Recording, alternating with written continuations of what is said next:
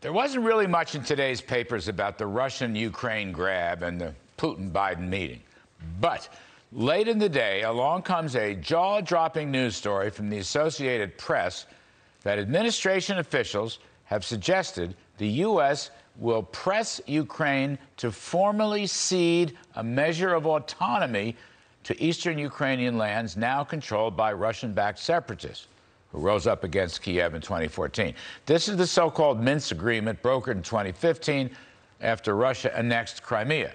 This was a highly ambiguous deal. Also, the AP is reporting that senior State Department officials have told Ukraine NATO membership is unlikely to be approved in the next decade. In other words, sounds like Putin gets what he wants, namely no NATO for Ukraine, and he can take over the Donbass region in eastern Ukraine any old time he wants.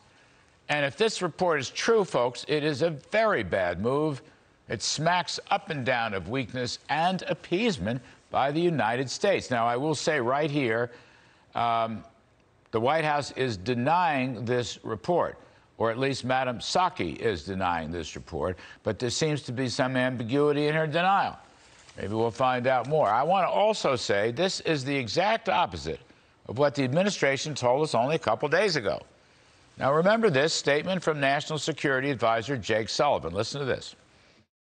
I will look you in the eye and tell you, as President Biden looked President Putin in the eye and told him today, that things we did not do in 2014, we are prepared to do now. Yeah, well, okay. Actually, if the AP report is right, I would paraphrase or rephrase this by saying what Obama-Biden did in 2014, which is give up Crimea without a whimper, it looks like they're going to repeat it now because they're going to give up the Ukraine to Putin without doing anything about it.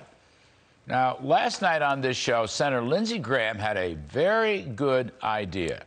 The U.S. should impose tough across-the-board sanctions on Russia for the Nord Stream 2 pipeline, for banking, raw materials, and Putin's oligarchic inner circle right now, sanctions right now, based on this military buildup. Then if Russia does stand down, we could take the sanctions down. Listen to what Senator Graham said. We should impose sanctions on Russia today based on the military buildup. The military buildup is provocative. It's threatened the territorial integrity of the Ukraine, which throws the whole world into chaos. So why don't we do sanctions against the buildup? And if they stand down, we'll take the sanctions down.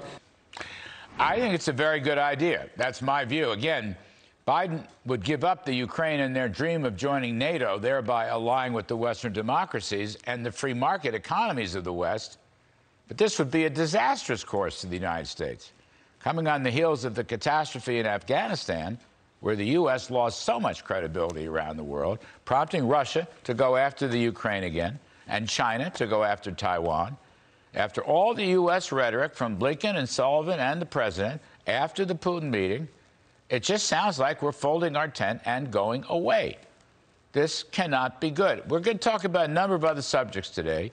Why it looks like we are going to save America and kill the bill. Joe Manchin absolutely clobbered it at a conference yesterday. And we're going to take a look at the debt deal, and we're going to take a look at crime in America, including the disastrous burning of the Fox Christmas tree from somebody with a very long criminal record who was released. So we're going to cover the waterfront. But first, on this breaking Ukraine story,